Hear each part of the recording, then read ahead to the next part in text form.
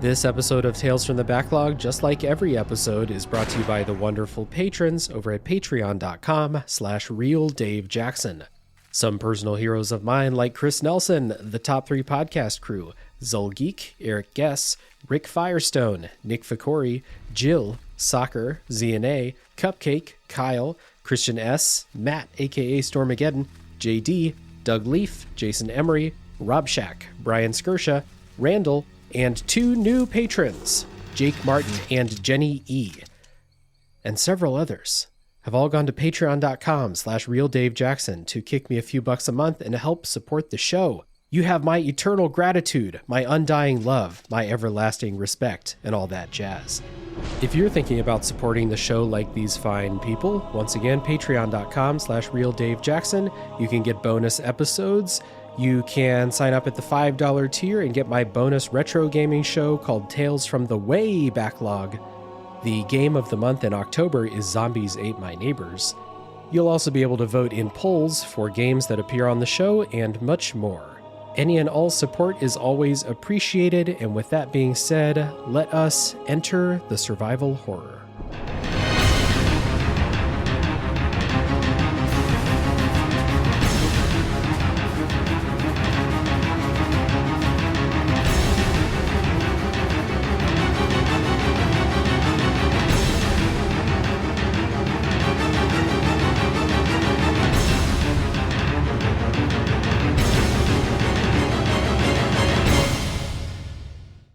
Hello everybody, my name is Dave Jackson, and you're listening to Tales from the Backlog. This is a video games review podcast where each week I'm joined by a guest to bring a game out of the backlog, play it, and discuss.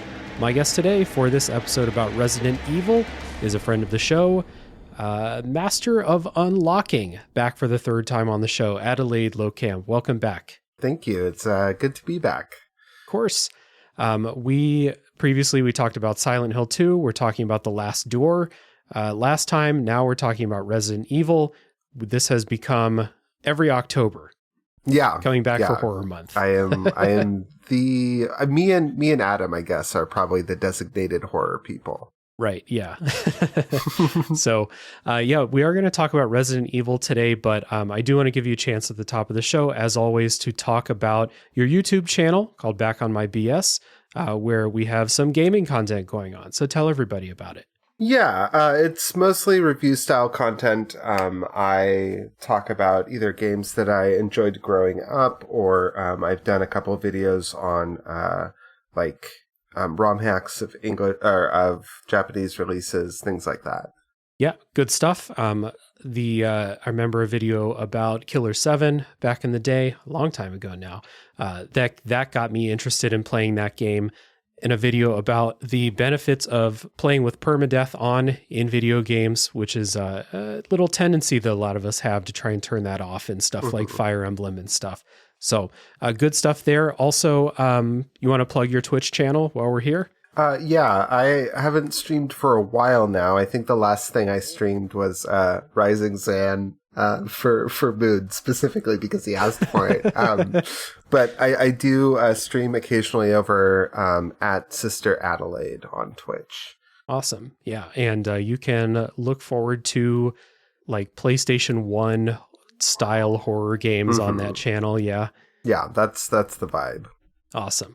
So we'll give a recommendation at the beginning of the show for everyone to check that stuff out, and you'll find links down in the show notes. Today we're going to talk about Resident Evil, specifically the remake from 2002. So this is a survival horror game, developed and published by Capcom. Again, we're talking about the remake from 2002, which is a remake of Resident Evil, which was released in 1996 for the PlayStation.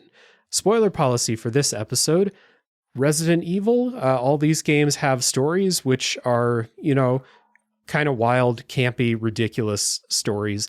But this is Tales from the Backlog. We are going to stay on brand. We'll have a spoiler section at the end, so if you haven't played, you can skip out when the spoiler wall comes up, and you won't get spoiled on the story or any of the many ridiculous things that happen throughout this game. So check down in the show notes for a timestamp for that. Now, some elevator pitches in case people don't know what Resident Evil is. or have just heard the name and don't know anything else about it, aka me a couple of years ago, I wrote down, you work your way through a cursed mansion with your favorite Uncle Cop and watch out for sharks. How about you? That seems like a really good elevator pitch. Mine was just take a second crack at making Resident Evil 1, but make it more polished. Yeah. We're going to talk a little bit about some of the differences between the two games. I have a little bit of experience with the original, but again, played this remake to completion. I played this on PC, going back and forth between my PC and Steam Deck. It took me about 12 hours to beat. How about you? I'm actually surprised then that I took 17 hours. I played it on the PS4. And I'm always kind of wary about whether PS4 games count play clock when there's games are suspended or not. So yeah. Actually, it gives you like a little stat screen when you beat the game. So I recorded those stats, and in total, I had 17 hours played, 70 kills, 330 ammo, 36 saves, 35 heals, and I played it on easy. Nice. And maybe a little bit of that extra time was because you were playing it without a guide for as much as you could, right? Yeah. Yeah, I did not. I played, I didn't play like with the guide up like on a second screen at all times, but I did use a guide quite often. So we'll get into our histories with Resident Evil, histories with the series, but then also with this game in particular, the original, the remake, whatever you have experience with. So Addy, I'll kick to you first. When did you first play Resident Evil in any form or fashion? And what's your history with the series here? So I actually came to Resident. It's funny. We'll talk about it, but I came to Resident Evil after Resident Evil 4. I know that I know that like copies like of the PlayStation games were floating around amongst my friends, and they were into them, but I never really got into them. Until Resident Evil 4 came out, and I was like, oh, this is a game I can play and understand, and like, this is fun. And then, after that, I went back and played other entries in the series, but it really was Resident Evil 4 that kind of brought me in. What was the first time that you played the original game, this one? This one, I think it was like 3 or 4 years ago, I want to say, that I finally sat down and I was like, well, if I can't, because by that time I had played like 4 and 5 and maybe even 6. But like I was like, I want to play this, but like if I can't get into the original one, like at least this one is probably, a little bit easier entry point. Yeah, for sure. And have you gone back to like the original one? I don't think I've ever played through all the way of the first Resident Evil, but I have played 2 and 3, and I've tried to play Code Veronica a couple of times and never made it all the way through that one either. The original Resident Evil is it's a lot harder than this remake is, which I'm finding out. So yeah, my first Resident Evil game was also Resident Evil 4, and it's interesting. My first like true survival horror game was Silent Hill 2 for when we did the podcast those couple years ago. So like my experience with like proper survival horror games is about that. That's about it. RE4, I played for the first time last year. I absolutely loved that. Played the remake, absolutely loved that. And then that kind of got me thinking like, I really love that game. By playing that game, I understand what it is that people like about Resident Evil. The gameplay changes, but like I felt like the tone of it was very clear. And it's the same in this original game or the remake. So that made me want to go back and play this one here. And I also have a little bit of that brainworm that says like, if you're going to play games in a series, you got to start at the first one. So yeah, the compromise was to play the remake instead of the original one. Cause those I'm playing the original one right now for something else. And those tank controls and the difficulty, it's a lot. Yeah, and honestly, like this, I mean, we will talk more about it as we roll out the ways that it's different. But I think the existence of this game sort of supersedes, or you don't ever have to actually play the first one unless you specifically want to, you know? Yeah. Unless it's like out of curiosity to see, you know, the beginning of it. I kind of agree. And that's a nice segue into some quick opening thoughts about this game. So this game is really, really good. I like this a lot. I had a great time. It was very clear to me that this is incredibly tightly designed. There's really no fluff. There's no wasted sections. There's nothing like, you know, parts of the island in RE4 original where I was like, you could probably cut that. It would have been fine. I didn't really get that feeling in this one, the remake. The story's super fun and surprisingly has just the slightest bit of like depth and pathos that I didn't expect from a Resident Evil story. So overall, super happy with this experience. And I agree with you. Now having seen both of them, this feels like the poster child for how to do a really good remake. Just like we said about Resident Evil 4 remake in that episode. They kind of have a thing for it, don't they? Yeah. Yeah.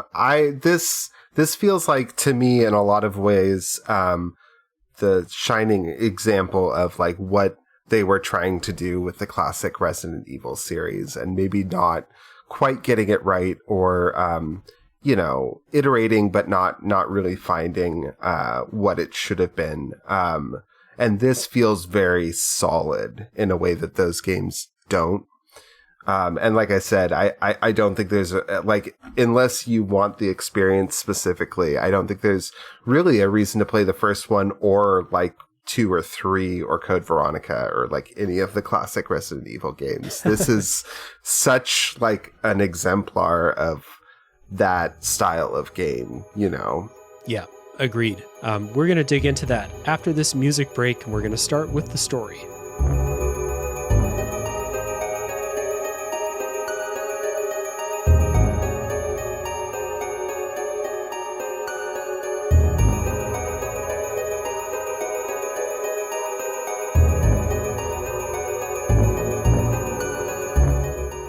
So in Resident Evil, you pick at the beginning whether you want to play as Jill Valentine or Chris Redfield. They are members of the Raccoon City Police Department's Special Tactics and Rescue Service, aka STARS, and they're sent to investigate a string of bizarre murders happening outside of the city.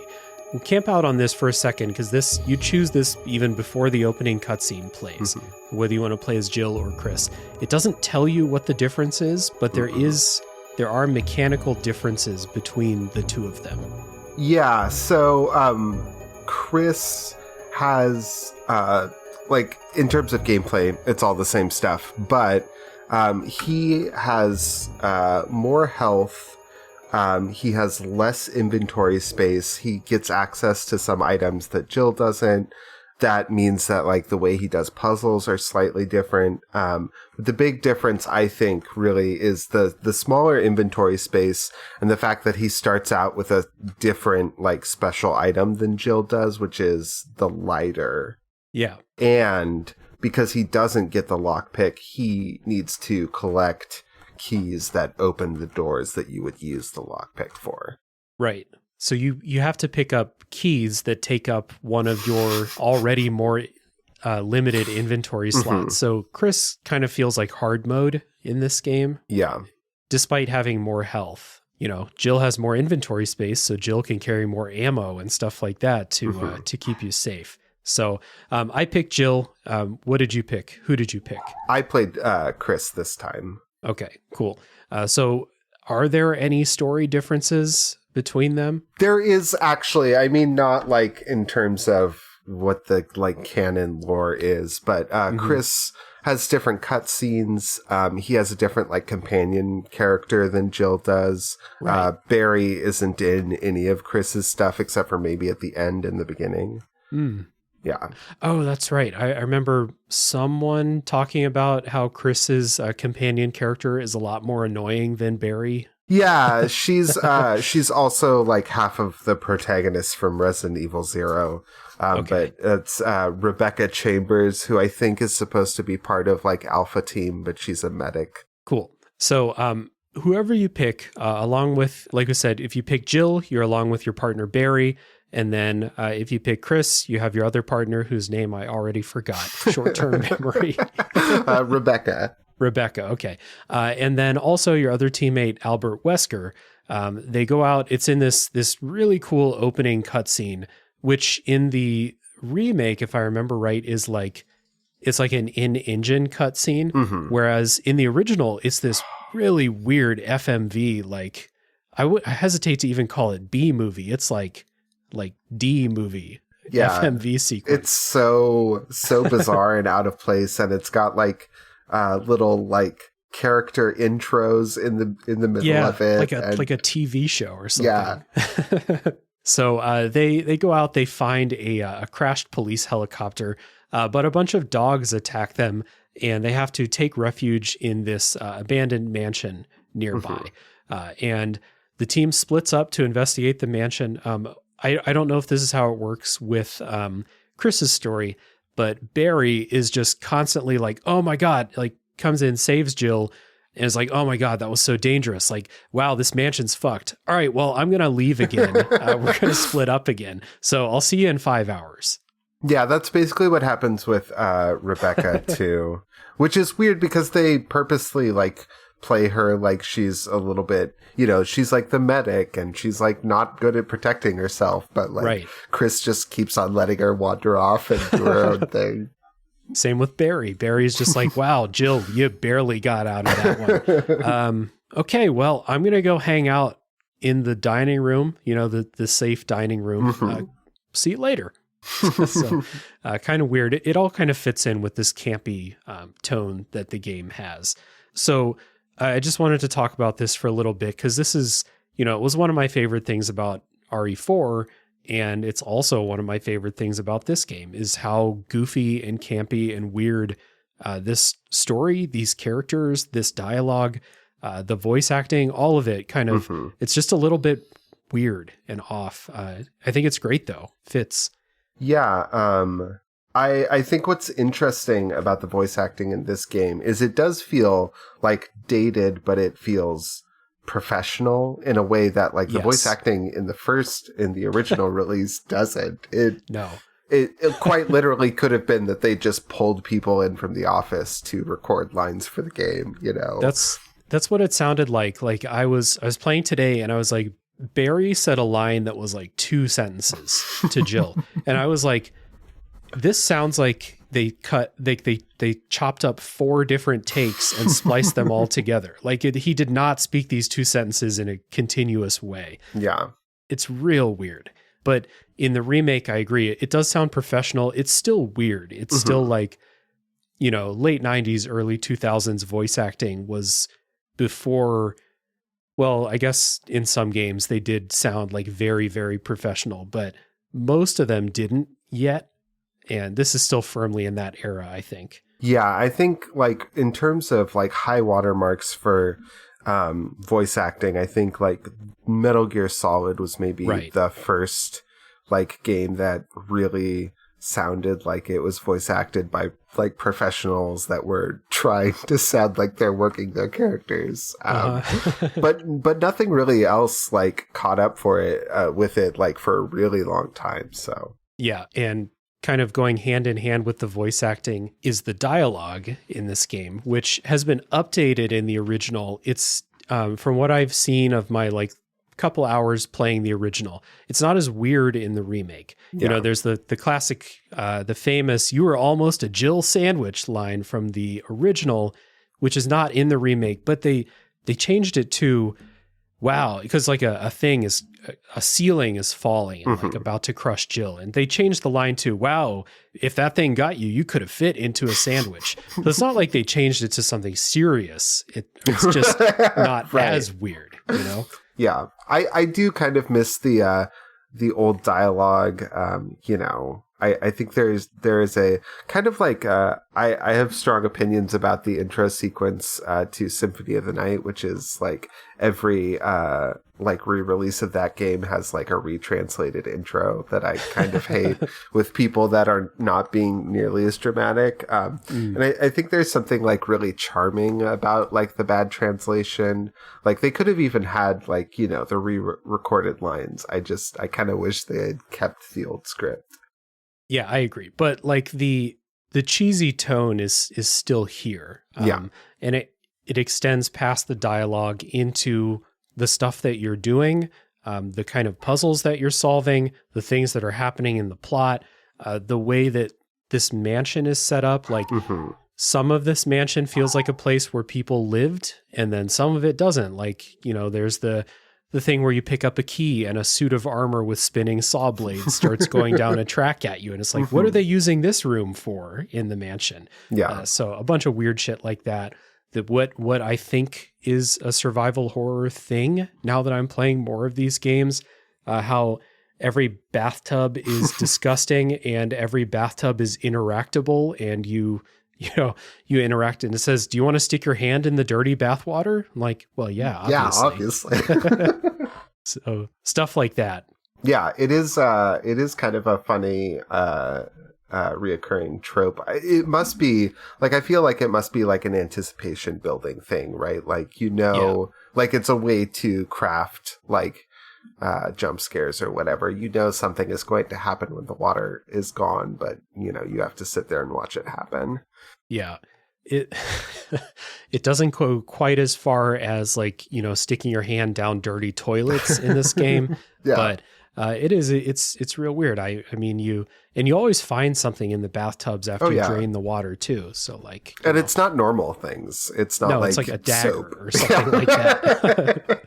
Love to fill up my bathtub, put a dagger in there, and then like hide under the water in case someone comes in or something. Yeah. So the tone, I think, is the real win here. Like I said in the opening, I think the story is better than I thought it would be. It's a little bit more, especially for like the first one. Yeah. There is a little bit more like heart to some of the things in the story, especially like when you find out why there are zombies around and like some of the stories behind those people. It is like touching at times, which is not something I can say about Resident Evil 4 or it's interestingly like even though it's obvious like in the remake they specifically tried to sort of like seed like story connections to other games to make it like fit in a little bit more. It's surprisingly like restrained for what it is, you know. Right. And then like from what I've heard about where the series goes as it goes further and further, like when you get to RE6 and it's like, is this still the same series? There's still the same storyline they're following here. So, but the story for the most part, I think is good fun. I agree. And like you said, the stuff with like a specific like reoccurring boss character is like genuinely like kind of heartstring pulling and sad.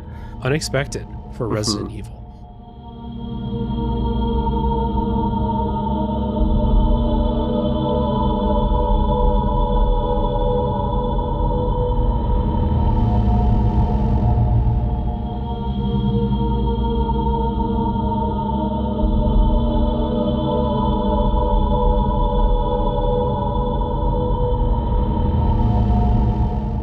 I think that this remake, especially now that I've seen the original, I think that this remake looks really, really good. Like, this is from 2002, and I played like an HD remaster that's on Steam. But still, a game from 2002, the way that they designed the mansion to look, and we'll talk more about the mansion when we get into gameplay, but the mansion and some of the other levels in here too are like now in the pantheon of like great video game settings, right? But I think it starts with how it looks because it is a creepy ass mansion. Yeah, and like one of the things that really struck me when I was replaying this is like it looks surprisingly timeless for being, like, I know for myself, like, I tend to default to, like, pixelated graphics are generally better than 3D, especially early 3D, because there is like I said, a timelessness to, like, good pixel animation that doesn't age at all.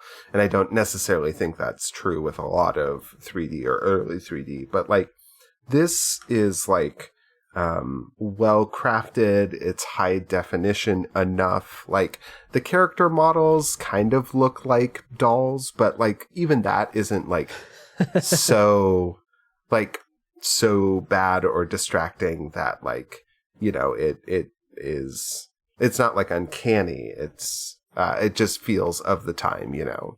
Yeah. I think that, like, especially games of this era, a lot of, like, backgrounds and stuff age way better than character models and faces and things like that. And that's definitely true here too. But, you know, I didn't mind it so much.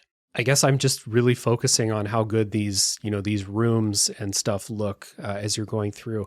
I kind of, like, noted that it rides, like, a nice happy medium between, like, being bare bones like the original was, and then being super, super cluttered like the RE4 remake is. And I like the clutter a lot, but it rides that happy medium of making me feel like it's a cluttered place without being full of stacks of papers that explode wherever you walk and stuff like that, you know? Yeah, it is designed in such a, like, despite the unrealism of how the mansion is designed, the rooms in the mansion do seem like, you know, you go into an office and it's got a bookshelf and a table and chairs and, like, there's stuff on the desk and, like, you know, it looks like a real office that somebody presumably did work in.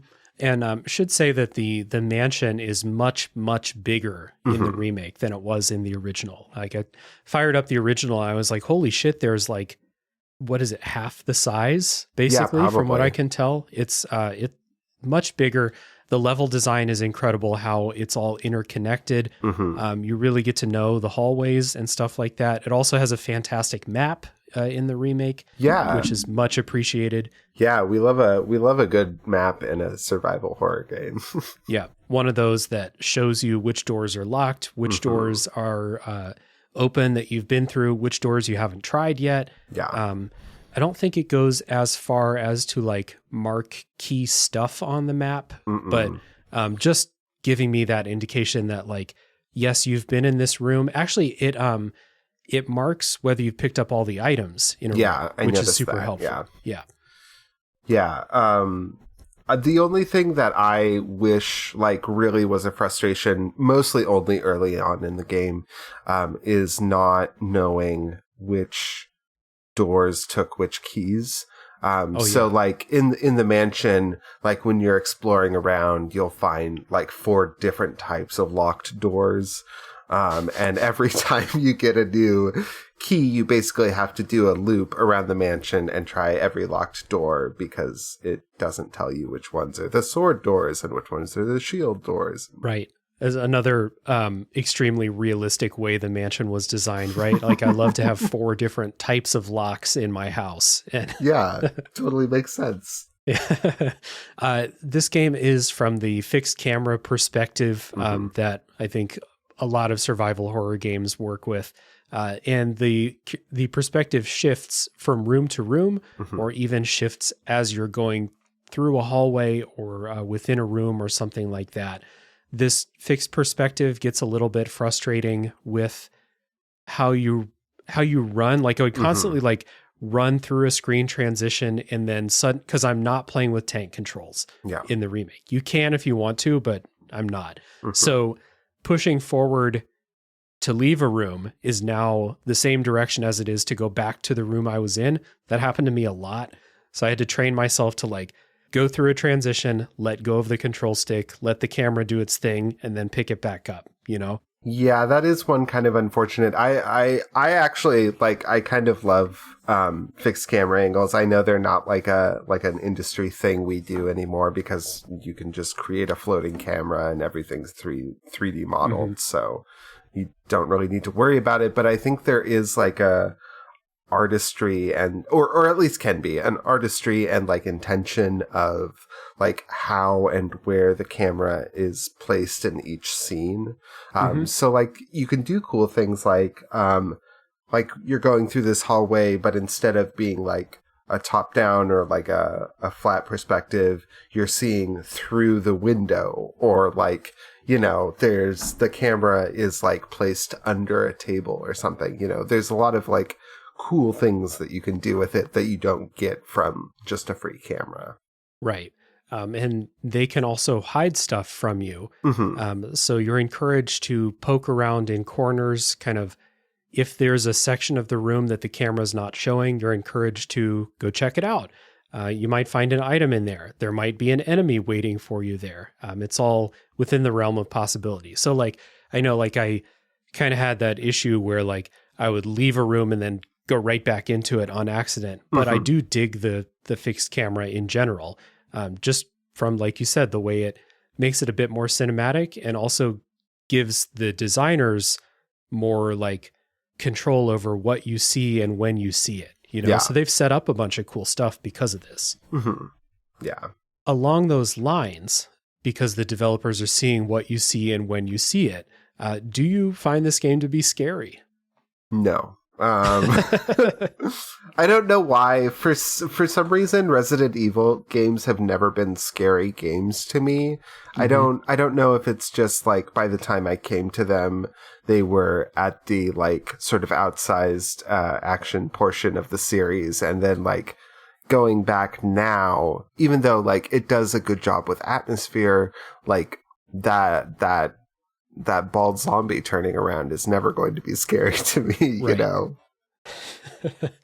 I kind of agree. I didn't find this to be a super scary game, although I do think this game sets up a really good, tense atmosphere. It's just the fact that there are not a lot of jump scares. There are some jump scares, but when they do happen, it's mostly just a dude, like the same dude that you've been dealing with. So it's like, oh, a dude, and then you run away because that's what you do. Other than that, I think a lot of the tension and stuff comes more from just the way the sound design works, the way the atmosphere is set up. It's a quiet place for the most part, I think. Yeah. Like there's not a lot of background music all the time. And when there is, it's more subtle than, you know, pounding stuff. So you run around the mansion and just hear the sound of your footsteps or like a very fucking loud clock that dominates the room that you're in. And stuff like that adds a little bit more tension for me personally than just having some kind of creepy music going in the background or something. We can talk a little bit more about this when we get into the music, but I almost wish like they had used it even more sparsely than they do, because sometimes it's just like you'll walk into a room and this is a room with music in it, and then sometimes there's just no music, and you know, and like there's always music for dramatic stuff, but it feels like less intentional than I would like, or something like that. I think that added a little bit to the tension for me, because like I couldn't count on the music to key me into like when there's going to be combat. So sometimes you, like you said, you go in a room, there's music and you're like, oh, is there going to be a zombie in here? Or like there's a very slow, like, I don't even know how to describe the instrument, but just like a, you know, ambient horror music starts playing or whatever. And you're like, oh, combat, but then there's not. Yeah. And then one of those things where if you start to think you figured it out, then you'll go into a room and suddenly there's a dude. And I think that's pretty effective. But part of the appeal of the mansion is that it's this like haunted, empty mansion. And then you're walking around and you're not going to hear anything except the sound of your footsteps or birds or barking dogs. You know, those dogs that chased you into the mansion, you can hear them running around outside. If you leave the mansion and go outside, they'll attack you. So like the dogs are part of this like oppressive thing keeping you inside, right? Mm-hmm. So a lot of that sound design, I think, is like the win here. Although the save room music is awesome. Oh yeah, of course. You got to have a good save room song. Yeah. Are you a survival horror game if you don't have a great save room song? That probably no, I think.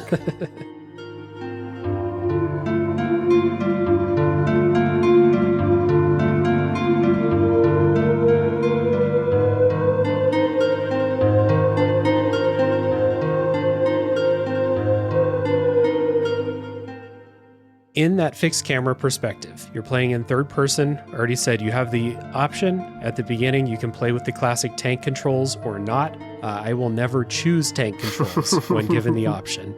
Yeah.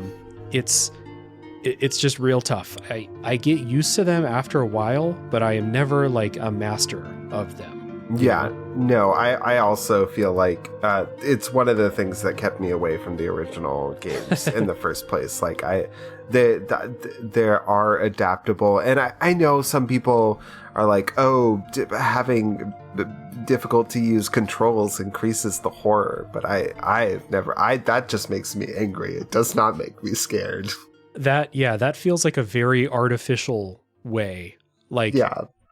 Disempower the characters. Don't disempower me as the human trying to like use the controller. You know, right. That's not effective in my opinion.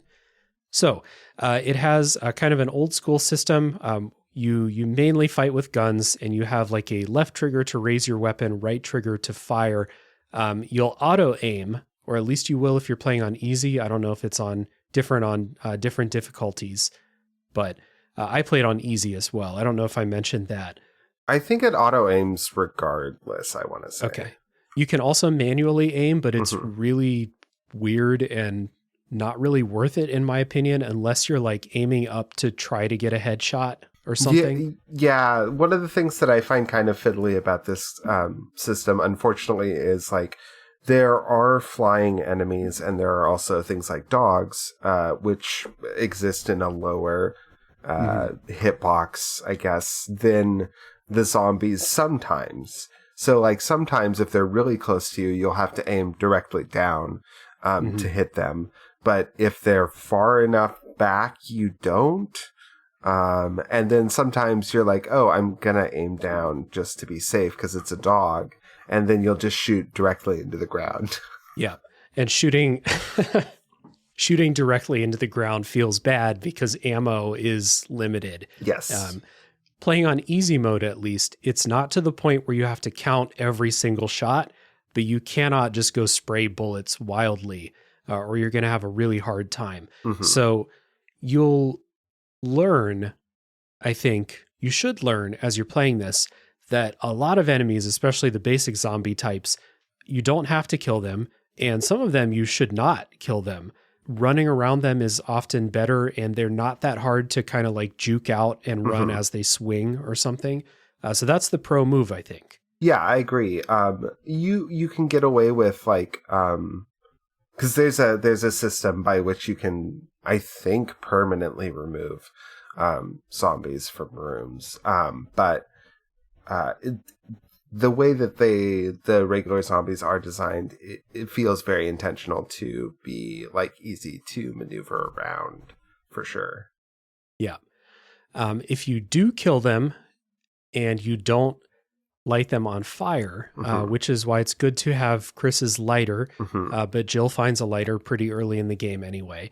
If you don't light them on fire, they can come back as a stronger, faster, much more dangerous version. By the time that happens, you often have a weapon to deal with it, but it feels bad using a bunch of shotgun ammo on something that you could have avoided, basically. Yeah, and that's a new mechanic for the remake, is the Crimson Heads is what they're called. But yeah, if you kill, like, down a zombie in a room and then don't make sure you light him or blow up his head, then it will revive in a couple of screens. And they are like noticeably, like later in the game when you fight, you do come across more like fast and agile creatures. But for the majority of the first half, maybe even like 3/4 of the game, you're really dealing with very slow, ponderous zombies. So the difference in how fast the Crimson Heads can move is like pretty shocking. Yeah. And you may, if someone's listening to this, they may be thinking like, okay, well, I'm just going to set everything on fire. Nothing is going to revive in my mansion. Well, you don't have enough items to do that. So yeah, you have to be really choosy about where you think you're going to come back. So if you kill an enemy in an area like right outside a save room or something like that, yeah, you may want to burn them up so you don't have to deal with that enemy. But by the time I figured this out, there were a bunch of enemies that I had killed and just left there, and I didn't have enough gas, I think it is, to light them on fire. So I had a bunch of hairy situations trying to get through some of these hallways later in the game. And I'm pretty sure that's a system that the game does not bother to tell you anything about. Like, I think you pick up or start with the kerosene flask or whatever it's called pretty early in the game, but I don't remember if it tells you that you can and possibly should be burning zombies if you're killing them. There's a note where someone talks about, it's like another one of those kind of suspend your disbelief. Someone is like frantically trying to explain to everybody how like, oh, these things come back. You have to blow up their heads or light them on fire. And they choose to do it by writing in a diary. Yeah. But yeah, they do explain it to you, but you still have to figure out that, oh, the way I light them on fire is I have to bring the kerosene, I have to bring the lighter, and then go light them on fire, And frustratingly, there is a limited amount of kerosene in the mansion. You can find like big drums of it, but there are only in a couple of locations. And your canteen only carries 2 uses at a time. Yeah. Which does not make for a lot of zombie burning. No, it makes for a lot of backtracking to save rooms, because in this game you can only save in designated save rooms. There's not that many of them, but like I said, the mansion is like super well connected, so you're never that far from one, and you'll find your favorite routes to and from your favorite save rooms. One of the things that gave me an issue was that in this game, you have limited saves. You cannot save as many times as you want. You save with a consumable item, and on different difficulty levels, they give you different numbers of those items. And I had a couple of times where I had no save ribbons, no ink ribbons left, and I was like, well, look, I have a lot of free time, okay? I don't have kids. I am blessed with a lot of free time, but I am still not able to just like play games for how long I want to all the time with no interruptions. So I can only imagine, like, if you are a kid and when someone tells you you have to do something, you pretty much have to do it, right? Or if you have kids and suddenly you have to put the game down or something. And if I were playing on Switch or PlayStation, putting it on like sleep mode would be cool. Yeah. But I can't really, I can just leave my PC running forever, I guess. I don't really want to do that. Right. So there were a couple times where I was like running out of these ribbons. I was like, well, fuck, I got to find more or I can't save. And I don't like this. I get the added tension that it brings, but overall, like I can appreciate it, but I don't like it. That's interesting because I felt like for me that like there were a couple of times where I maybe got down to like 2 or 3, but I never felt like I was really at a deficit for them because on easy mode, like to be fair, the game is pretty generous about giving them to you. Like every save room that you find at least has like 3 ink ribbons, and there's also rooms dotted around the mansion in the various locations that will have them too. Yeah. The thing was, you start out and it gives you enough of them right at the beginning where I was like, oh, it's a consumable, but I'm going to get a lot of them. So I wasn't careful at all with saving. And I was talking with some people in the Discord server, and a kind of common thing from at least a couple people was like, yeah, I had to just restart my game the first time I played this and, come back with the knowledge that like, yeah, maybe they gave you 6 of them right at the beginning, but you're not going to find 6 of them all the time. The really weird thing to me about the ink ribbons is I don't know why they're an item at all. What I mean is it doesn't make sense that you would ever carry them in your inventory because you're never, ever going to use them when you're not at a save room, and save rooms almost exclusively have item boxes in them.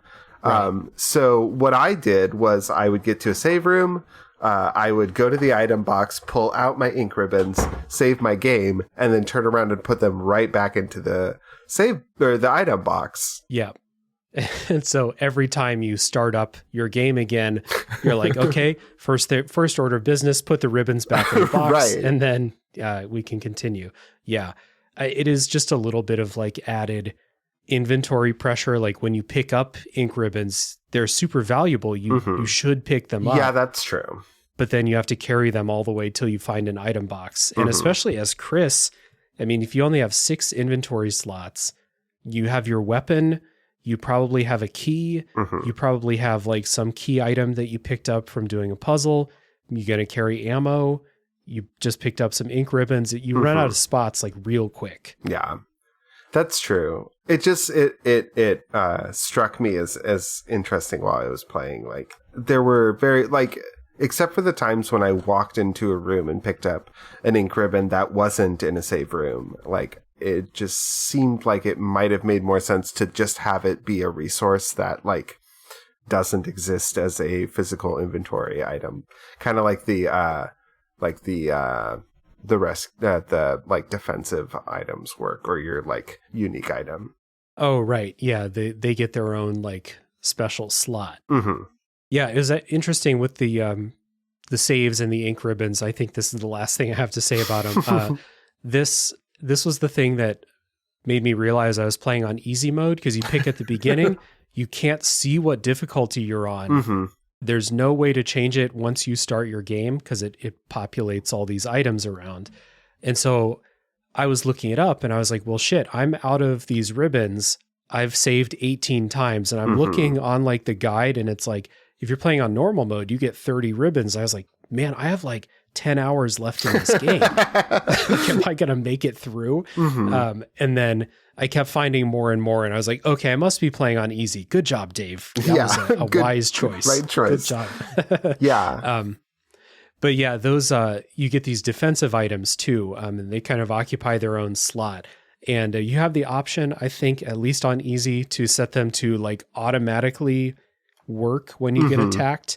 Yeah. You pick up tasers and I think, daggers. Yeah, that's the other one. Wait, you got tasers? Yeah, Jill gets tasers. Oh, wow. There's another difference then. Chris gets a flash grenade. Interesting. And daggers. Cool. So because like, do you throw the flash grenade when a zombie grabs you? No. Humorously. So like with the dagger, you like struggle and you stick him in the head, right? Right. With the flash grenade, you like shove it in their face. And then that gets them off you.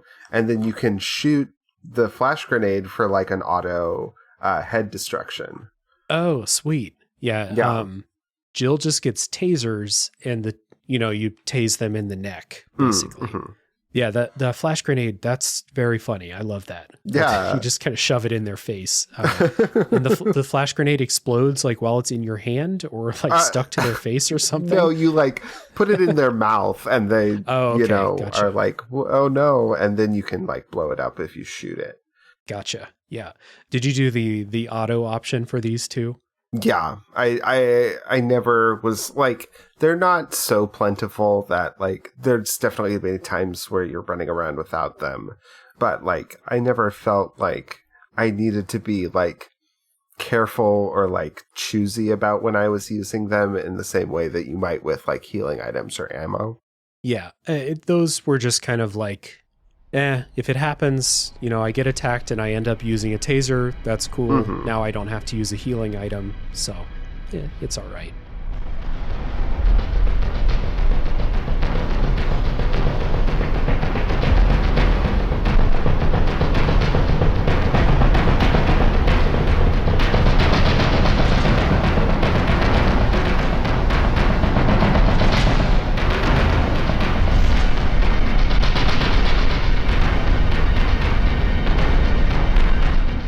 A lot of what you're doing other than like combat and stuff is solving all of these adventure gamey puzzles around the mansion. So we already talked about the mansion has like 4 or 5 different types of locked doors around. So you're trying to find these keys, but in order to get those keys, you have to do a lot of puzzling to finally get those keys or get a new weapon or something like that.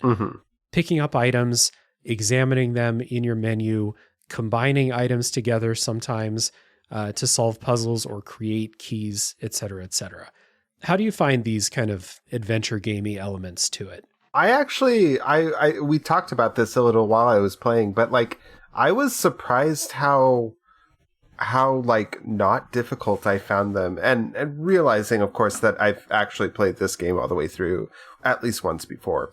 Right. But like I don't know, I until the very end where the game asks you to do something that it's never asked you to do before and will never ask you to do again, which is to pick up a key item out of a thing that you've already put it in and put it in, like correctly placed it once and then put it in a different thing. Like, I don't know, like I felt like for the most part, the puzzles themselves are like really concisely placed, or like there's like an economy of space in how they're designed, where like you're not having to run back and forth between too much area, you know, like oftentimes you'll find clues for the puzzle you're trying to solve in the place that you're trying to solve it, or, you know, they might be spread out across one of the smaller locations, but that location is only like 5 or 6 screens as opposed to like running halfway across the mansion and back, you know? Right. And especially when the game expands to include locations outside the mansion, those are luckily pretty self-contained as far as like the puzzles and stuff go. It would have driven me crazy if it was like, you have to go from the mansion to this entire other place and then go back to the mansion. Would have driven me crazy. Yeah. Interesting you said that. The puzzle you're talking about that gave you trouble was one of the very few that I figured out on my own. Oh, no. I had a lot of trouble with the adventure game logic. And I think it's less about the puzzles themselves being, you know, super random with solutions that don't make any sense. It's me kind of like coming to a level of familiarity with all of the different ways you can interact with the stuff you pick up. So, for example, like there's an early puzzle where there's a gravestone outside and it has an arrowhead indentation. And you pick up an arrow, but it's not just an arrowhead, it's an entire arrow. Right. So adventure game logic tells me I need to do something to break this or remove the arrowhead. I need to find a machine, or I need to find, you know, a knife or something to cut it off or something like that. And that's just not how it works. The solution is you have to examine the arrow and then press the examine button again, and they'll just pop the arrowhead off. And that's like that second layer of examining that like didn't work with me. There's some items where like examining them just by themselves is not enough. You have to like rotate them around and stuff like that. And, you know, if you've played a bunch of these games, you may have more familiarity with it than me. But those things kind of got in the way of me figuring out a lot of these things on my own. There's a key that you pick up, or an item that you pick up that you examine and rotate, and it like expands to form a key. And I was like, okay, yeah, you know. Yeah, I definitely didn't think about that, but it is like something that is, I think, in the entire series, but like examining things, and actually going, because what it does is like you can you can highlight it in the inventory, and you can either like use, examine, or combine. And if you go into the examine mode or whatever, it pops you to a screen where you can see the 3D model, and you can rotate it. But like if you weren't aware that you could, there was a further level of interaction, like, or like you're saying, you were just looking at the wrong part of it, right? What it wants you to do is like look at the unique standy outy thing and then examine it. There's another reoccurring item that you pick up all the time, and it's like a first aid case, which these things, I don't even understand why they exist, because they're literally a single inventory slot item that you examine to get a single inventory slot healing item. That's all it is. But like what you have to do is you have to rotate it so you're looking at the lid from the top where it says insert first aid, and then if you examine it, it'll like open it up. Yeah. And it's like, I remember the first aid box fooled me at first because I was looking at the latch on the side and not the top. And if you do that, it won't open. Yeah. So like, it's not that like these puzzles have the most random solutions. It's just like there's a language to interacting with all the stuff that you pick up. And I just like didn't have it for most of this game. And then I opened up the guide and I played with a guide for most of the game. The other part of it too is because you have a limited inventory and you pick up so many items that will be useful later. It's rarely like there's a weird indentation in the wall and I pick up the item in the next room or in the same room. It's like I'll pick up the item way later in the level and then I'll come back and put the thing in the wall to open a door. So you can't carry all this stuff with you. I don't know what I should be carrying because some stuff you'll pick up real early in the game and not use until real late in the game. Yeah, that's definitely true. So that stuff kind of drove me towards using a guide too, where sometimes I'd just be like, all right, I'm going to a new place. Like, what should I take with me? You know? Yeah, that makes sense. Especially because inventory space is at such a premium. And like you mentioned before, you know, you're probably carrying around at least a weapon, probably ammo for that weapon, maybe a healing item. That's like half of your inventory already, you know. And then like if you're playing it safe, you're maybe carrying around the kerosene with you. So that gives you like 2 extra inventory spaces to work with. Yeah. Or if you're playing as Chris, that's it. Yeah, that's it. And like, so say you walked all the way over to the puzzle and you brought the wrong key item, then you have to walk all the way back. And There's a lot of backtracking. I already said, like, there's a couple things that makes the backtracking like a little bit frustrating, but not the worst. The fact that the mansion is so interconnected and that like you have to traverse the whole mansion to get back to the save room or like the closest save room, but it will take a couple of minutes tops. Like it's not that bad. And aside from the enemies that kind of come back as stronger versions of themselves, if you find yourself like crisscrossing a certain area, you can permanently remove the enemies and they'll never come back, which is very helpful. Yeah. If I'm remembering the layout correctly, there's like a save room on each side of the ground floor of the mansion, and then maybe one on each side, or like one on each side of the second floor too, or something like that. I think it's just there might be typewriters around more often, but as far as I know, in the mansion, there's maybe like 2 or 3 item boxes, and that's like the real thing. You got to get back to the item box more often than you have to go run somewhere to find a typewriter. That's true. Yeah. So we didn't really talk about combat much, but like the combat's very, very simple. It's, you know, plant, shoot a couple times. If something's getting close to you, run away, kind of reposition yourself. It only really comes to a head in a couple of boss fights, but I didn't think any of the boss fights were really that difficult. Again, playing on easy mode, but like they don't move super fast. They're not super hard to avoid.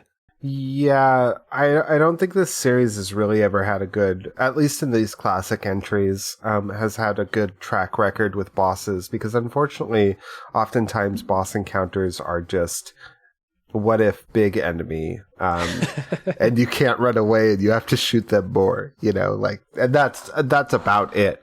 Like, when you fight the tyrant, you can be strategic and like dodge around his attacks, but it's not anything more difficult than that.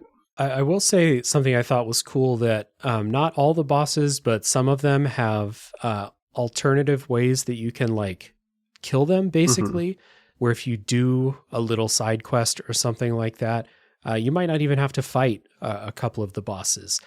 Some of the boss encounters, like the boss will attack you and you may need to get something from the room they're in, but you don't actually have to fight the boss at that time. So that is one like cool thing about it, that they're like, hey, you don't want to fight the giant snake right now? That's cool. Just get out of there. Yeah. I actually, that's the one that I didn't fight either. And you end up having to fight it later anyway. So yeah. I think this is a good time to get into some closing thoughts, recommendations before we get into spoilers for Resident Evil. So Addie, who would you recommend Resident Evil 2? The remake, of course, that's what we've been talking about. And then if there is anyone you'd recommend the original to.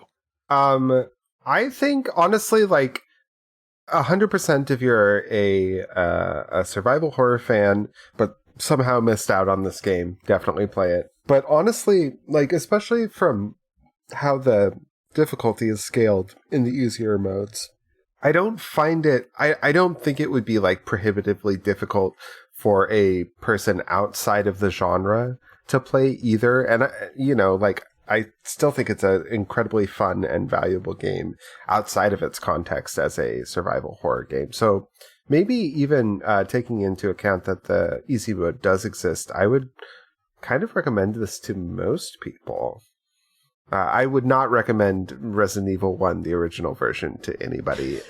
Again, with the caveat that, like, I guess if you really wanted to play the first game in the series and you wanted that experience, then go for it. But in terms of, like, fun, valuable, like, this is the better version. Yeah, I agree. This is, like, faithful enough to the original from what I've played of it that it's not like a completely separate game like the RE4 remake feels like sometimes. So yeah, I agree with you. I do think this is like a really important game to play if you're a fan of horror games, because as I've, now experienced this and I'm playing some more recent games, you'll find references to this game everywhere within horror, and not just survival horror, but you will just find little quotes, little references all over the place. Well, you, this is actually probably a fun experience for you. You played Near Replicant, right? I did, yeah. Yeah, the Spencer Mansion is just in that game for no reason. Yeah.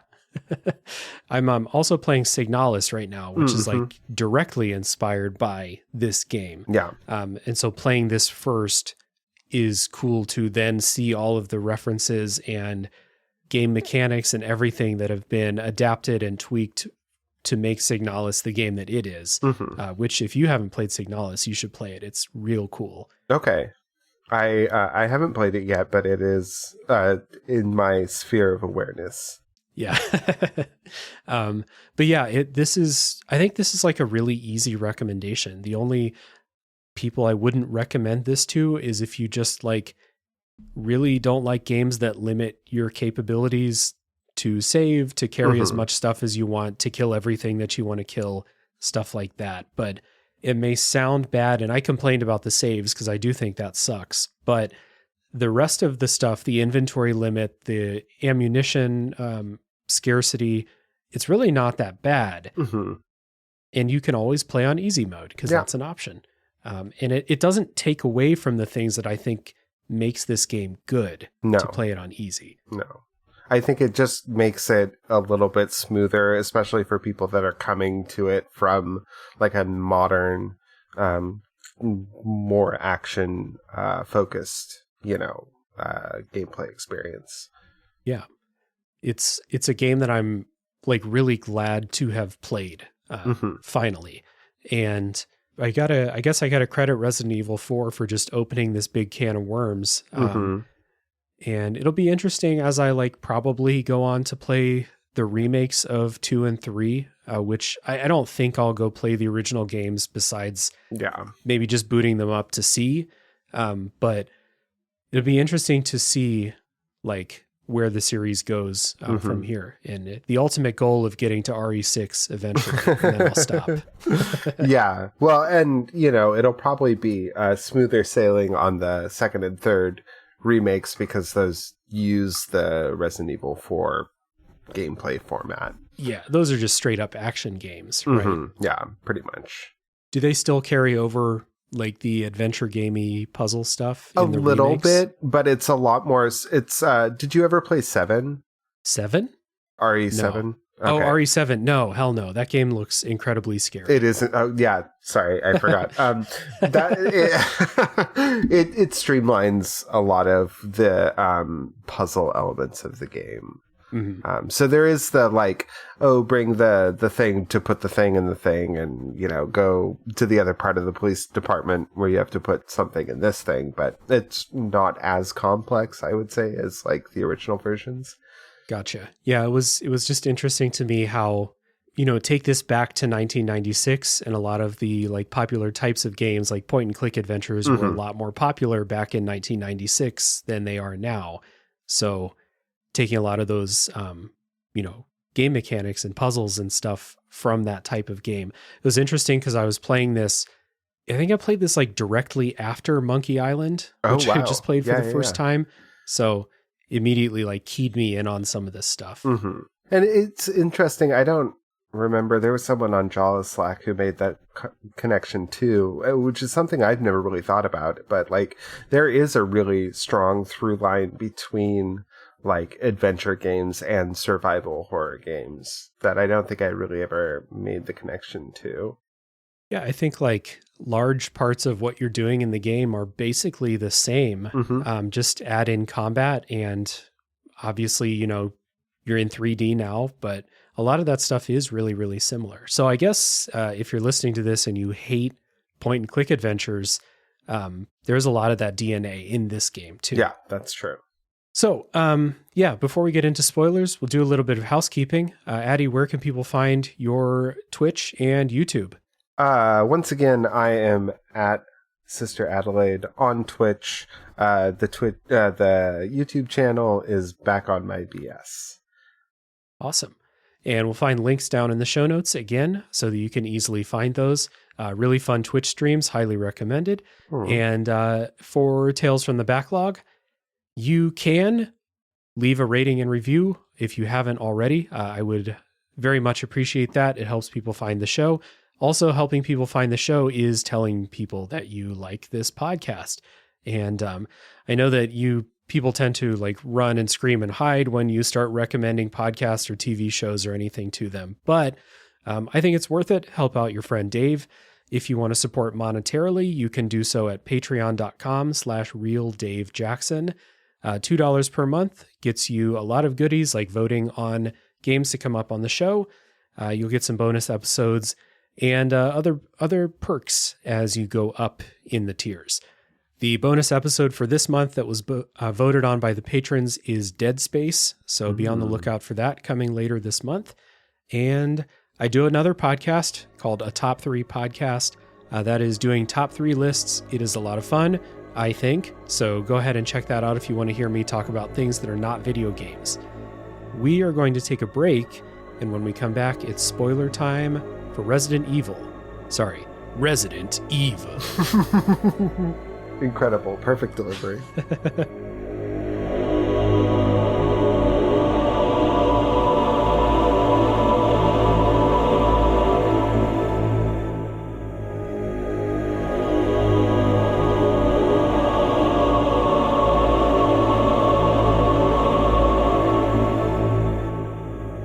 All right, we're back, and it's time for spoilers for Resident Evil. We are not going to walk beat by beat through the story, but we are going to talk about like what you find out is going on, how did this shit all start, and talk through some kind of memorable moments throughout this game's story.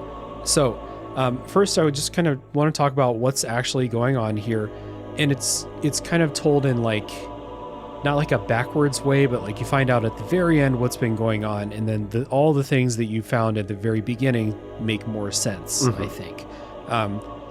One thing that I thought was really interesting about this story is that if you were playing this back when this was the first game, and not, you know, in 2023 when we have so many Resident Evil games, like Wesker is not really in RE4 until the very end. Yeah. But like, I know that Wesker is the bad in the series, right? But Wesker is not the bad at the beginning of this game. He's your partner. And I thought it was kind of interesting how they set up, like, Wesker is just like not around much. And when he does show up, he shows up for a few seconds and then disappears again. But they, at least in the remake, I don't know about the original, but they really position Barry as super untrustworthy for a lot of the game. And you find out why later. But like, I knew that in the end, Wesker was going to be the bad guy because I know where the series goes in that way. But how we got there was kind of a surprise to me. How they try to trick you, you know? Yeah, it's hard to, because I'm the same way. Like, even before I played Resident Evil 4, I was aware of, you know, Wesker and his status as sort of the master manipulator for the majority of the series. Right. So, like, it is kind of hard to take yourself back mentally and be like, oh, like, if you were coming to this series completely fresh, you'd just be like, oh man, Wesker, that's like the cool guy with shades. Yeah, he's wearing sunglasses inside the haunted mansion. Yeah, there's a scene where you walk in and he's shooting bees out of the air with his gun. Yeah. So like that actually being a dramatic reveal is kind of an interesting, like, it's hard to wrap my head around. Yeah. It's just like one of those things where like I want to ask someone who played this as the first one, because it was the first one that came out, like, was this a surprise? Because it's not a surprise anymore. Right. At least, so this is where we differ, because Barry's not a part of Chris's story, but Barry is constantly coming in to save Jill. But then there's a bunch of scenes where Barry is acting real weird and like won't answer questions. You hear him in a room talking to somebody about, like, do we really need to kill all the stars people and stuff like that. Whenever you meet up with him, you talk to him for like a couple seconds, and then Barry's like, all right, let's split up again. And then leaves. So there's like this, they're setting up Barry as a possible villain. And then you find out that it's all because Wesker has Barry's family captive and is basically just making him do it. Yeah. For Chris's story, there isn't really that framework. Basically, I feel like in a way, Chris is Barry's like Rebecca, where he's the one that shows up to save Rebecca all the time, and then he's like, hey, don't, you know, you're just a little baby girl, don't get yourself killed. And then she'll like wander off, and then you'll have to like come and save her again. But like I'm not sure for certain, but I also feel like Wesker plays a slightly bigger role in Chris's story. I think he shows up a couple of times more than he does in Jill's. And there, you know, again, in the series continuity, there's more of a like sort of rivalry kind of between the two of them. Oh, okay. That's true, because Chris is like the protagonist for more games than Jill is. If Jill comes back at all, I'm not sure. Jill does come back. She is the protagonist for at least one more game, and then she's in one of the later games as a side character. Gotcha. But yeah, Chris is the protagonist for a couple more actually a lot more games. Gotcha. Yeah. It's also funny that as soon as the game starts, it's like Jill, Barry, and Wesker, and maybe like one other dude. Yeah, there's another guy. Yeah, there is. He gets killed almost immediately, I think. Okay, so there's two other guys, because there's one guy that can survive for a while. They all escape into the mansion, and then Wesker just he's gone immediately. Like, as soon as you get in, Wesker just straight up disappears and you don't see him again for like 5 hours. Yeah. And so that should be clue number one. Like, what's this motherfucker doing in here while we're all fighting for our lives? Mm-hmm. So I start to get a little bit confused, and maybe you can help as you've got more experience with the series here. But you learn about the T virus, which I have heard when people talk about Resident Evil. Mm-hmm. The T virus is the one that's turning people into zombies, right? Yeah, it's one of the ones that's turning people into zombies. But yes, primarily in this game, it is the zombie virus. Yeah. You find out, I think that the first thing that got infected with it was this plant that's in this other level called the Residence, which I just want to shout out the Residence as like a really, really cool level. Mm-hmm. The mansion, I think, gets all of its deserved credit for being like an iconic video game level. But then I went to this Residence, which is just a small house, and it's a really great level too. And then you go down in the basement and there's a fucking shark tank down there. Yeah. Not even a shark tank. Sorry, I didn't describe that well. There are catwalks and it's flooded and there are sharks in there for some reason. Probably also testing on animal reasons. Yeah, that's true. Because one of the sharks is like bigger and it's significantly bigger. Yeah. And I think, is that the one that you have to kill by pushing the like electrified thing into the water? Mm-hmm. Yeah. Yeah. I felt bad doing that to the sharks, but they also bit me many times when I was running through that room. So yeah. That Residence also has just a room that's really memorable to me for some reason. It's like the rec room in the Residence. Oh, yeah. Where they have like a pool table and a bunch of like pin-up posters and stuff around of like models and stuff, and it's just infested with giant spiders. I don't know what it is about the giant spiders, but like I love them. They are so big and fuzzy. They look like they would be very cuddly if they weren't trying to actively kill you. Right. It's also one of the like enemies start jump scaring you more as you go through the game, and it kind of starts with those spiders like dropping down from the ceiling and stuff, and then eventually you get to enemies just like busting out of walls later. So I forget, and I didn't write down the purpose of the T-virus research. Do you know I think why? It's just money. It's just one of those like, oh, if we get this, perfected into a weaponized form, then we can sell it to the U.S. government or whatever, Hell yeah. Sounds good to me.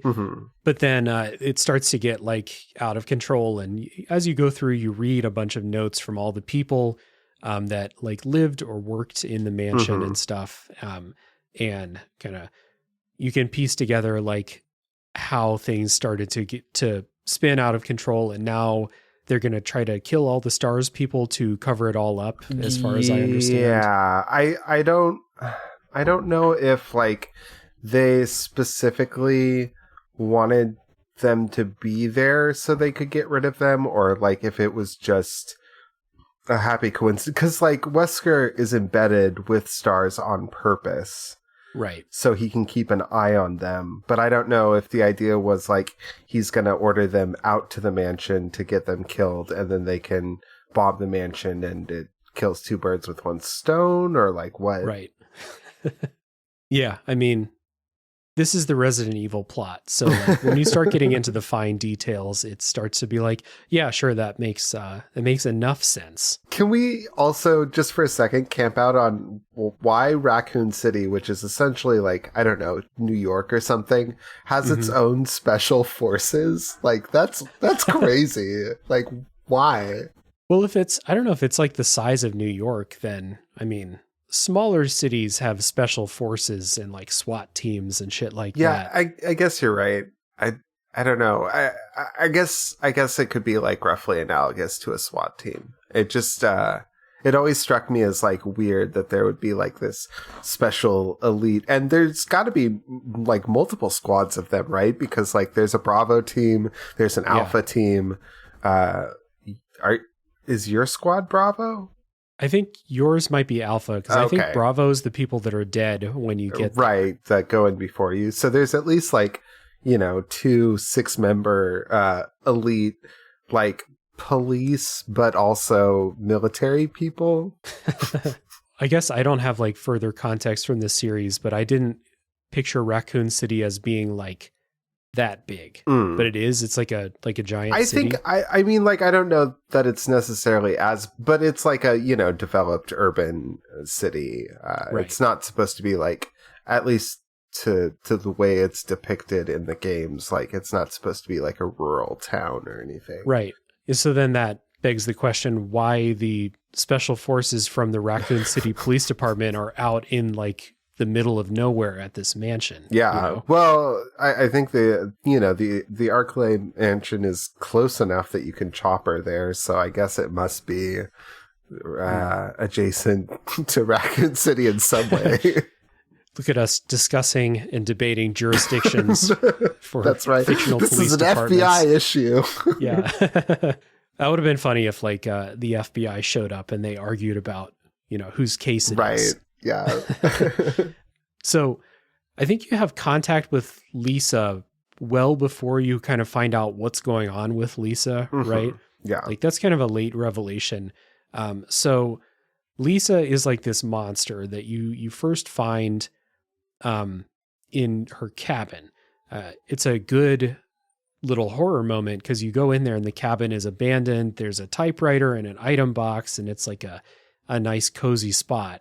And then when you leave the room where like the typewriter is, there's this monster in there that looks significantly more fucked up than the other zombies around. Yeah, she's kind of like a Hunchback of Notre Dame sort of character where she's like hunched over, her face is a little bit melted. She's got like chains on her arms. There are at least one, possibly multiple other faces grafted onto her body. Mm-hmm. You talked about earlier how like the character models and stuff are just, they don't have the kind of detail that like if they remade this game now, Lisa would look really, really fucked up. Yeah. But they still managed to pull it off, I think, in this game. Yeah. More so than like the regular zombies or even the final boss, basically. Yeah. I think the downfall for like Resident Evil kind of style stuff is like the big like tyrants and stuff are supposed to be scary, but they're just like big. We slapped an eyeball on something. He's got blades coming out of his arms, and he's really muscular. It's not like there is like an element of body horror, right? Because like they're all ostensibly humans that have gone through this awful like transformation, but they don't actively seem uncomfortable in a way that like Lisa does. She seems like she's in pain. And also, unlike the rest of the zombies and the tyrants and all the other monsters and stuff, Lisa still seems sentient and like aware of what's going on, which adds to it. Because you read her diaries and stuff, and you read about what happened to her mom, which I think her mom was like the first T-virus person. I think so. I believe, she was because her dad built the mansion, or it was his mansion. No, Spencer Mansion. So her dad like built it, or like was one of the top researchers at Umbrella. So his wife and daughter were like some of the first test subjects, and his wife like. The T-virus like rejected her body, but like it stabilized in Lisa in a weird fucked up way. Mm-hmm. So you find a bunch of like diaries where Lisa is like, I think it's is Lisa's diary the one that goes into like the itchy tasty thing? I don't think that's hers, because that's in the original game too, and like I don't know if you knew this or not, but Lisa is essentially like cut content from the original game. Like they were planning on putting her in, but like there just wasn't enough time or whatever. So, okay. So yeah, then not itchy tasty. Because, again, famous quote from the original game. Mm-hmm. But you do find Lisa's like diaries and notes where she's talking about like her mom and stuff like that. Mm-hmm. Even, you can assume after this like terrible thing has happened to her. And then also in the boss fight with Lisa, well, Lisa comes and chases you around a couple of times, but then you actually have a boss fight where there's this coffin there. And again, very weird setup. I don't know who put these like stones on the edge of like this ledges on this boardwalk above a bottomless pit or something like that. But after you push the stones off the ledge and the coffin opens up, Lisa immediately like runs over there and grabs the skull, and then she jumps off the edge. Yeah. So there's still conscious thought happening there, which makes Lisa one of the only monsters that you even give a second thought to, you know? And I think it is interesting, I think, the way that they tell her story, because the diaries that you find are like in the order of most recent chronologically to when you arrive at the manor to like the oldest, which means that like with the first one that you read is at her like most degraded state, and the last one that you read is like when she's still like coherent, can write sentences, stuff like that. Yeah.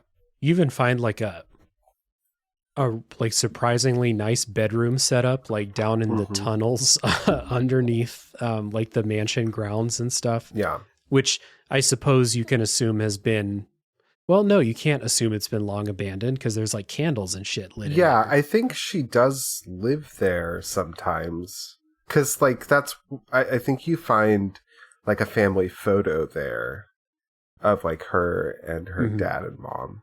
Yeah.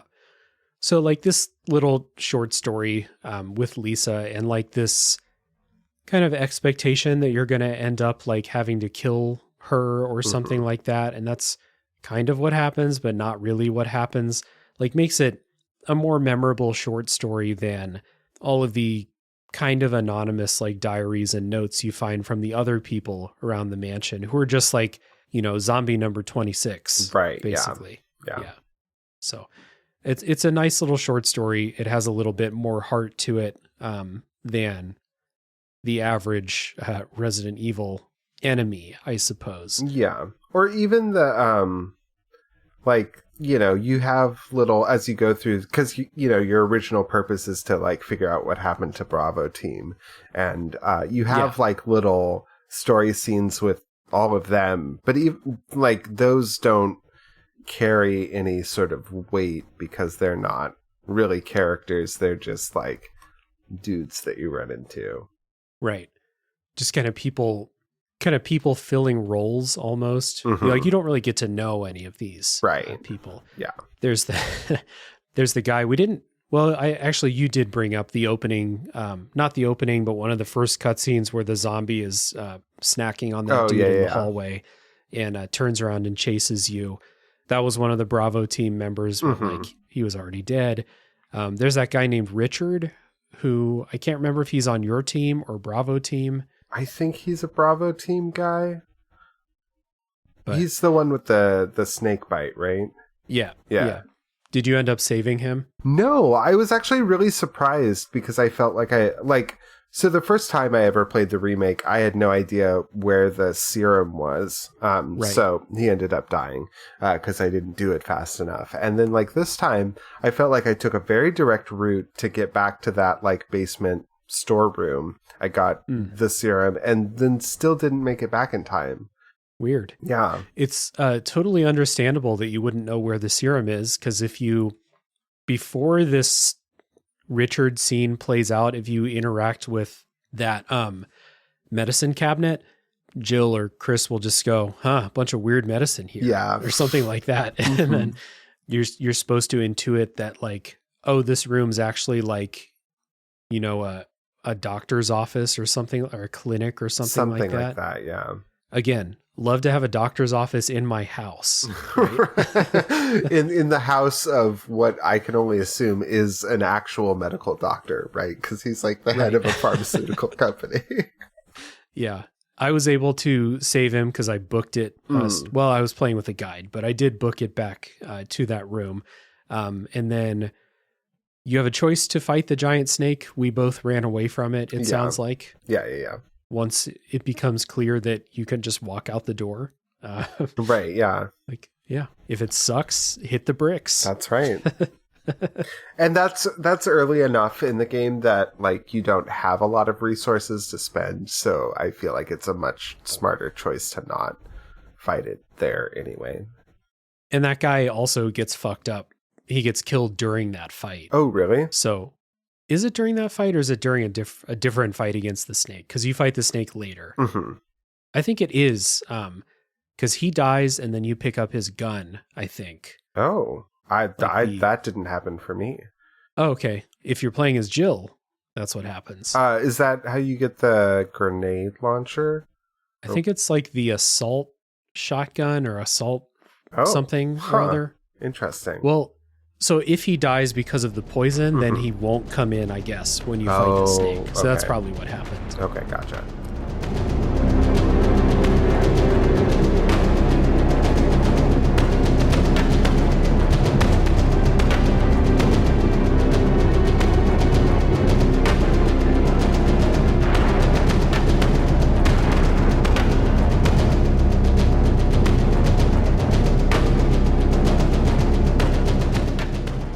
We're kind of in the portion of the spoiler section where we just have a bunch of cool, fun, memorable stuff to talk about. So, what do you got? What's something that sticks in your memory from this game?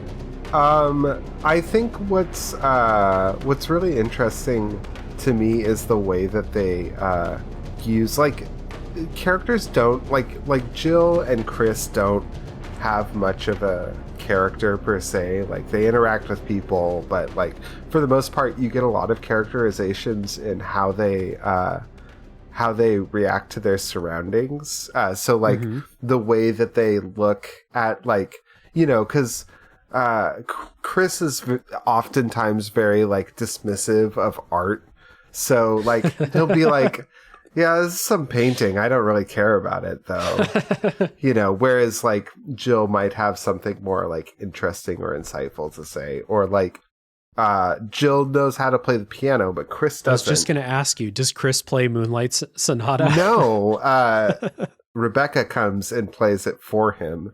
Okay. But she has to like practice first. There's this weird little like timed puzzle where like, you know, like she comes in and Chris is like, I don't know what I'm doing. And she's like, oh, I think I can play this, but you know, I'll need some time to practice. And you have to like leave the room and do like a lap around the mansion and then come back and then she'll like have done it.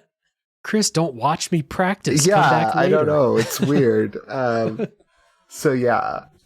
In Jill's playthrough, she just sits down and plays. And I thought that was weird and funny because you're in a quiet, haunted mansion full of monsters, but I definitely think I have to sit down at the piano and play Moonlight Sonata right now. Well, I mean, you know, they wouldn't have kept a musical score for it in the mansion if it wasn't important, right? That's true. If it didn't open a secret door. Yeah. Yeah, that part stood out to me as just like goofy as shit and really fun. The little thing under the graveyard where you have to pick up these death masks and take them there and solve this little puzzle to put the right mask on the right bust.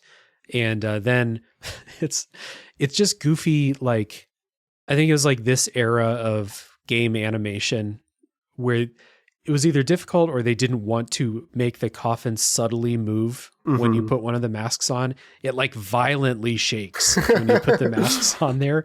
And even by like mask number 2, it's like shaking around so wildly that you're like, okay, something's going to happen with that coffin. Yeah. And then it's just a super zombie, basically. I love the idea that, so like you find out later through reading notes that's like the prototype Crimson Head zombie. And they were like, oh, this thing is like terrifyingly fast and dangerous. But we're not going to get rid of it. We have to hold on to it, right? So, like, what's the most, like, the most dramatic way we could keep the zombie, right? Is to put him in, like, a thick steel coffin, suspended by 4 chains that are going to be attached to these, like, pedestals. The death mask puzzle. Yeah. The Umbrella, like, R&D department must... I mean, they do a lot of work in research too, but they must have a lot of creativity going into like the setups and shit. Yeah, that's going on here. Honestly, surprised that they don't have like a game dev division in Umbrella because it seems like they'd be really good at it. Yeah, very creative people when they're not ruining the world. Yeah, just thinking about how that would come to be. Same with the like I said, that suit of armor with the spinning blade upstairs where you remove the key and they kind of pin you in and you have to put a fake key in there to escape it. That was goofy as fuck. Well, and the fake key that you specifically get because they fed it to one of the dogs that's like on a veranda somewhere. And they did that on purpose to like keep the fake key safe, I guess. It's like, no, we're not going to keep the key in like a secure location. We're not going to bury it somewhere. We're not going to, I don't know, give it to Wesker or something like that. We're going to put it on a dog's collar. Yeah, that is goofy as shit. Interesting. I forgot to mention in the non-spoiler part, so ring the bell. The original Resident Evil game has the famous jump scare with the dogs that bust through the window. And in this game, that didn't happen in my game. Oh, really? So what I think happens is the first time you go through that hallway, unless this is a Chris versus Jill difference, the dogs will jump and they'll crack the window, but they won't bust in. And then I think if you like go back, maybe they'll bust through. Is that what happens? Yeah, that's my memory, is that it's like a kind of reversal of expectation. They don't go through when you're going through it the first time, but they do on the way back through. Interesting. I must not have gone back through that hallway again. I must have, because I think there's a better path from the middle staircase to where the save room is. There's an easier path later in the game than going through that side hallway. Yeah. So yeah, I never saw that. But I did think it was a cool thing imagining the people who played the original and are now playing the remake and expecting that, and then it doesn't happen, and then it gets in the second time. That's pretty cool. Yeah, that's a fun little way to play with expectations. Yeah. The puzzle later where you have to mix the plant poison called V-Jolt for some reason. Sounds like an energy drink. It does, yeah. A discontinued flavor of Surge or something like that. Exactly. But that puzzle is ridiculous. I don't know how I would have did it without a guide, especially because if you make a mistake, it resets you, but like doesn't really tell you why you made a mistake. It's just a bunch of like trying to follow these directions that are like half descriptive and half like not really, you know? For Jill, does she need to have like a manual before she can start mixing things, or does she just start outright? You do need to find the formula. It's written somewhere. Okay. But I don't know if there's a special like chemistry for dummies that you find. Because I feel like with Chris, like the first time that you get into that room, because you get into it before you do the plant encounter, he's just like, I don't know, there's a bunch of like bottles around, but I don't know what to do with that. Bunch of science bullshit. Yeah, doesn't include strong man things. So like he runs into the plant room and gets captured, and then Rebecca shows up and he's like, here, take this manual, because I think you pick it up in the plant room.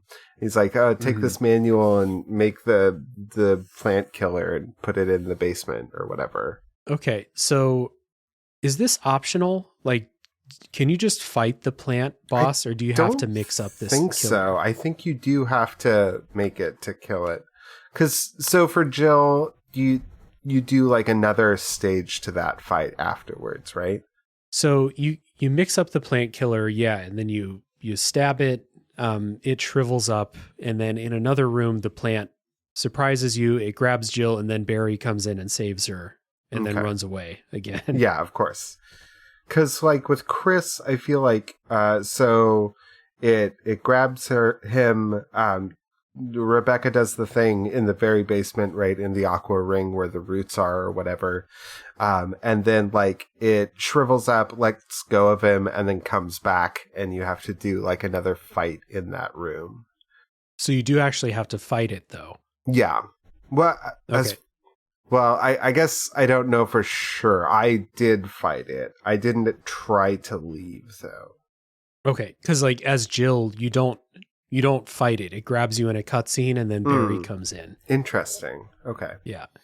So, any other like memorable stuff that you want to touch on before we get to the ending and stuff?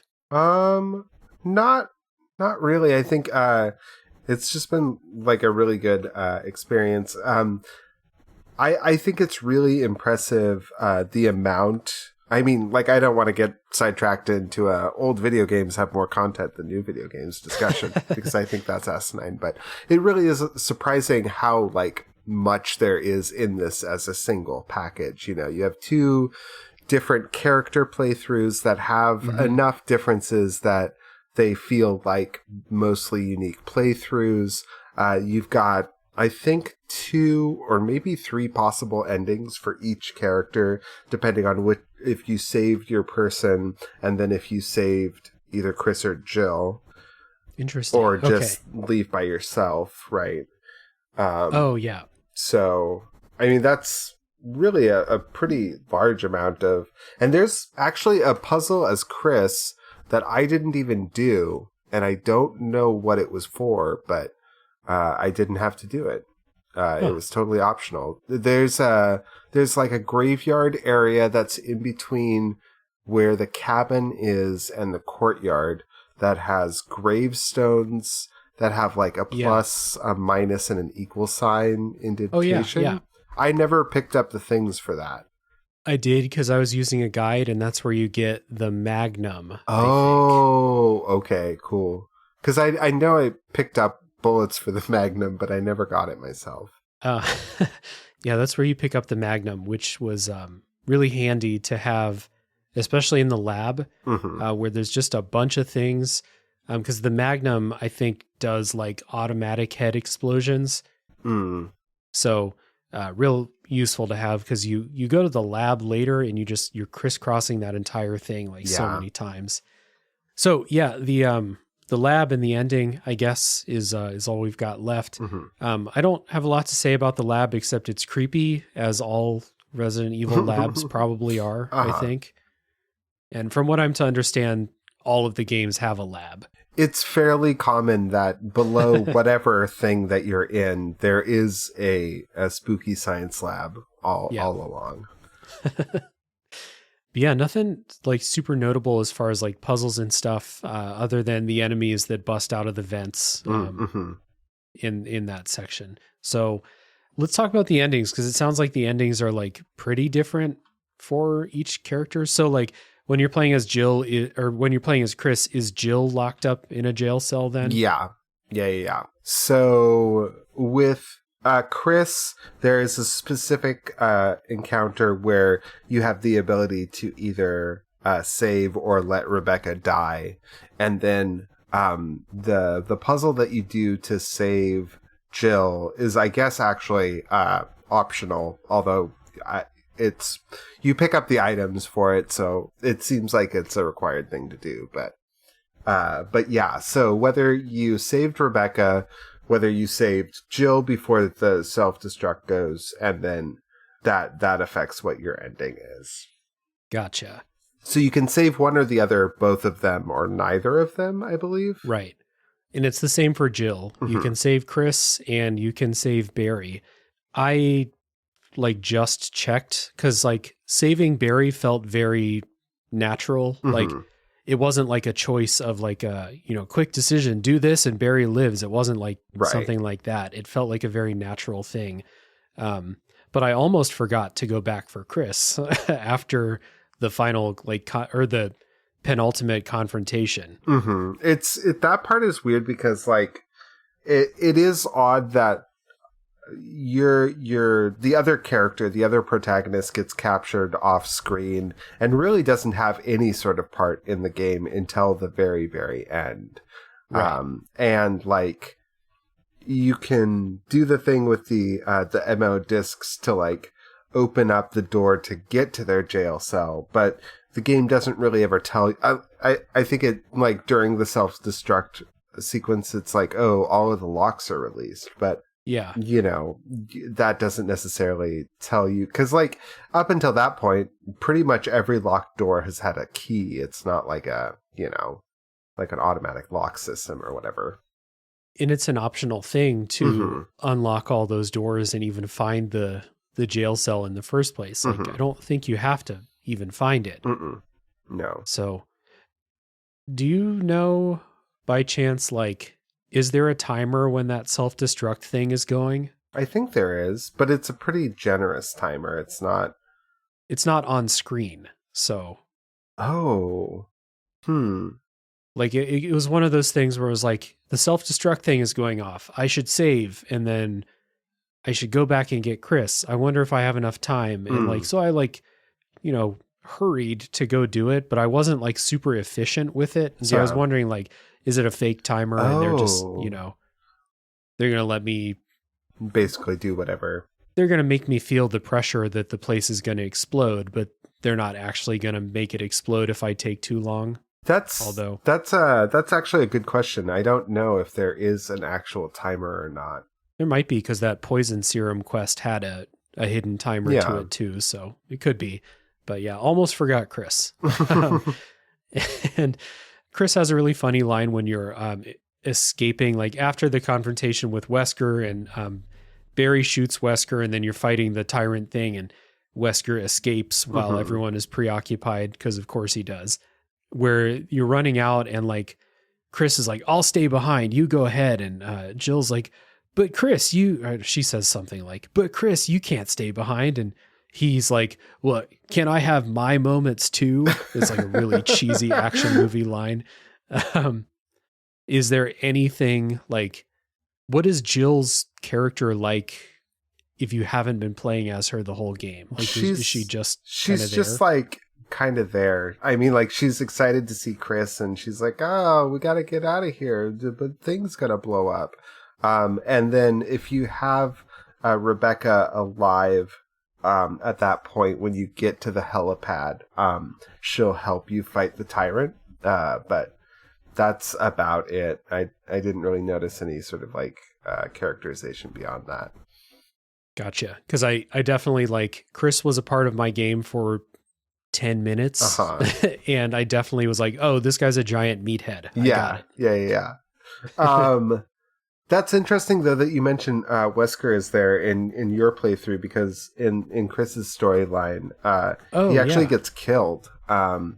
So, like, during the part where you're in the lab with the tyrant, he, like, lets him out, and he's like, this is the ultimate life form, or whatever bullshit. And then, like, it immediately goes over and kills him. Oh, cool. Yeah. Yeah, in this one, it, like, injures him, but he's still... like, it either injures him or just kind of like menaces him for a second. But the big thing is that Barry shoots Wesker. Oh, okay. In like a dramatic, like, you thought Barry was turned all the way, but he's gonna help you out at the last minute type of thing. Gotcha. Weird. Okay. Yeah. So I imagine the fight on the helipad with the tyrant goes a similar way. You kind of just like stay alive until someone tosses you a rocket launcher. Yeah. Which I'm glad that they brought that forward to the point where in RE4 you get rocket launchers that are boss. Basically, I want to skip this boss items. Yeah, totally. Yeah. And then, you fly off as the mansion explodes, and that's the end of Resident Evil. That's right. So I guess before we finish up, one more question about that confrontation with Wesker. If you're playing as Chris, what's Rebecca's role in that, if any? She just there? She's there, and she gets shot. So like specifically in the lab, like you guys run in and you're like, Wesker, you're the traitor. And he's like, haha, I'm the villain. And then I think he tries to shoot Chris, but like Rebecca steps in front of it, and like you think she's dead, but like after you do the boss fight, he like runs over to her and she's like, oh, I'm okay. And then Chris says something stupid like, oh, it's a good thing you're wearing that bulletproof vest. But delivered with that trademark Resident Evil voice acting, right? Yeah. So I guess one more question. Do you know which of these endings is canon? I would guess that Jill's playthrough is canon, just because, well, not that, obviously Wesker can die and survive in later games, because I think he does that in most of the games that he's in. Like, he does a fake out death. But I want to say it's probably Jill's playthrough, but I don't actually know. I don't know if it's one of those things where, like, it's like bits of each playthrough has like been carried forward or what. Okay, so the canon ending, according to a quick search, is that Jill, Barry, Chris, and Rebecca all escape, with Wesker being killed by the tyrant. So it sounds like Chris's playthrough interesting is canon. Except, was Barry there in your ending? He might have been in the ending cutscene, like in the chopper, but he wasn't in the game proper at all. Okay, gotcha. So it sounds like Chris's is the canon playthrough. Interesting, huh? Yeah, cool. Well, that is Resident Evil, the remake, and a little touching on the original game. Thanks so much for coming on and spending 2 hours to talk about it with me. Yeah, no problem. I had a lot of fun. Yeah, this is awesome. Another recommendation for everybody to check out Back on My BS on YouTube, and then follow Addie on Twitch, where you can find some fun, weird horror game streams. They are fun to pop into. So yeah, this game was a lot of fun. This conversation was good. I'm looking forward to the next Resident Evil game, and looking forward to the next time having you on the show. Maybe not for a horror game next time. Maybe we'll do something completely outside of the box and just like... You and Adam are both like I promise I play other things. Yeah, exactly. But this is good. Every October is always good. So I appreciate you coming on the show again. Of course. Good times. And thank you to everybody who's still listening. I appreciate everyone who sticks it out to the end. Hopefully you've enjoyed the episode. Next week we're going to have another horror game coming your way. So stay tuned for the next game to come out of the backlog.